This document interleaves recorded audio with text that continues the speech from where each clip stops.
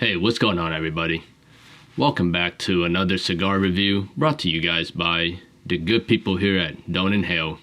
I'm your boy T, and today I'm going to be telling you guys about a review of the session in which I burned the Ozgener Family Bosphorus B55.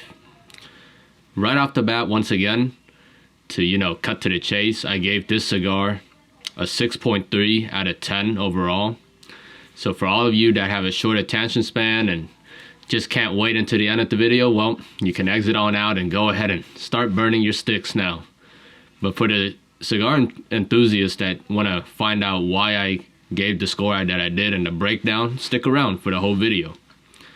So a little background information. Tim Ozgener was the former head of CAO Cigars, CAO. He left the industry around, if I recall correctly, 2014, and it was a long hiatus. But then in 2022, he decided to come back and he produced the Bosphorous line, and the distribution was handled by Crown Heads. The reason why he named the cigar blends after Bosphorous is because of the Bosphorous Strait in Turkey, which is the birthplace of both of his parents. So this cigar, specifically the Vitola, again, is the B55, which is a 5.5 by 55, so 5.5 times 5.5. The country of origin, Nicaragua. Factory is from the Tabacalera Picardo. Wrapper is the Ecuadorian Sumatra. Binder is Ecuadorian Connecticut and Nicaraguan Jalapa. Filler is Nicaraguan Esteli, Jalapa, and Ometepe tobacco. The cigar was released in August of 2022, and in this line there is a Vitola, which is the Bosphorous B52. That was featured on Cigar Aficionado's Top 25 of 2023, if you guys want to check out that Vitola. So right off the bat, when I had the initial combustion of the cigar, I tasted a slightly rough, earthy taste with nutty cocoa finish. Off the retrohale, I got a baking spice with syrupy finish with a hint of like banana peel. Pretty good, start. And then I smoked it all the way through the first third. On the first third, I got chocolatey nuttiness, whisper of leather, sweet cracker with syrup sweet finish. Through the retrohale, I got a white pepper with an almond undertone. Okay, pretty good flavor again. And the construction was pretty good. The cigar had a pretty even burn line, not the most perfect, but it wasn't bad either. The ash held on pretty strong for the most part through the first third. We move on to the second third. Through the second third, I got a taste of candied nuts with a slight vanilla finish. And I also got this green tea herbal essence on the palate, and there was a faint leather that came in and out of the cigar. Out the retro, I got this bready leather taste with a salty, peppery finish.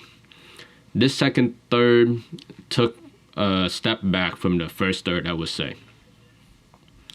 Then the final third came, and I got this it was like a stone fruit pit. If you guys eat like a peach or a plum, some fruit like that with like a stone pit center.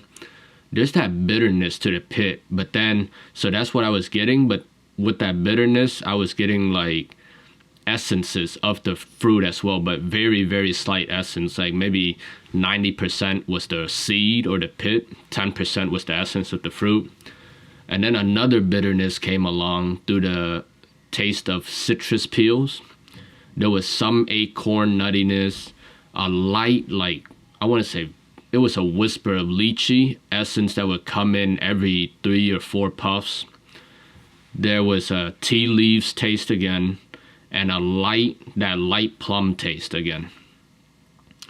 Out the retrohale, I got a buttery bread taste with black pepper finish. So overall, I would give the first third, the flavor is 8 out of 10. The second third, I gave it a 6 out of 10. And that final third, because it was mainly bitterness that I taste, I gave it a 4 out of 10, which brought the final overall score of the flavor to a 6 out of 10. For price, well, let's talk about construction. Construction, I gave it about a 7 out of 10, just because the burn line was not the, straightest all the way around. And I did have to touch up the cigar from time to time because, it was not really holding a consistent burn. The price, it was $13. When I think of other $13 cigars that I've smoked compared to the Ozgener B55, I think this is, it falls, it's not like an average $13 cigar that I would say, but it's not one of the best $13 cigars that I've smoked. So I gave this one a 6 out of 10 for the price, because MSRP was about $13, and I compared it to other $13 cigars that I've smoked, such as, like, for example, Le Bijou 100 Años. I thought that was a better $13 cigar than this one. So that brought the total score of this cigar to a 6.3 out of 10. The flavor on the cigar is definitely full body. It has a lot of notes to it, and it lingered on your palate for some time, after you exhale all of the smoke. The strength, I would say, was like about medium. You're not going to get a strong nicotine hit from it, but you'll definitely, feel some presence that you did indeed just smoke a cigar. I started the cigar at 9:10 p.m. I ended the cigar at 11:10 p.m. Took me about 2 hours. I'm a slower smoker, so, if you're a slow smoker, set aside about 2 hours for this cigar. If you're a quick smoker, you can probably get through it in like an hour and 30, an hour and 45 minutes. But yeah, guys, this has been a review of the Ozgener Family Bosphorus B55. And you already know the drill. Don't inhale.